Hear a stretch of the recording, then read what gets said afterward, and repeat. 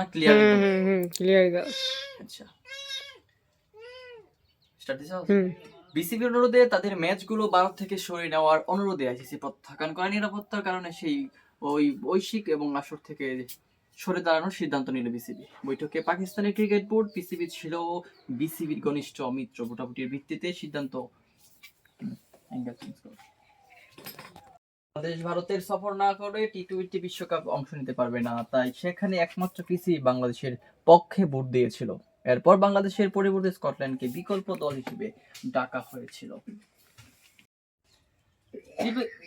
ত্রিপক্ষীয় বৈঠকের পরে আইসিসি জানায় টি-টোয়েন্টি বিশ্বকাপে বয়কট করায় বাংলাদেশের ওপর কোনো নিষেধাজ্ঞা আরোপ করা হবে না। এই সঙ্গে 2028 থেকে 31 সালের মধ্যে বাংলাদেশের আইসিসি ইভেন্ট আয়োজন করবে এমনও সমঝোতা দেখা দিয়েছে। এবং বুধবার দেশের শীর্ষস্থানীয় এক পত্রিকাকে বুলবুল বলেন, আইসিসি একটি গুরুত্বপূর্ণ বৈশিষ্ট্য নিয়েছে, যার বিশ্লেষণ করে দেখা যায় আইসিসির বড় অংশ নিয়েও এশিয়ার 5 দেশ ভারত, পাকিস্তান, শ্রীলঙ্কা ও আফগানিস্তান।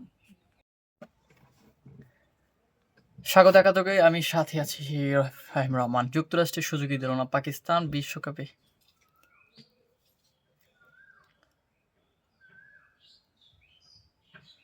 স্বাগত একাদশে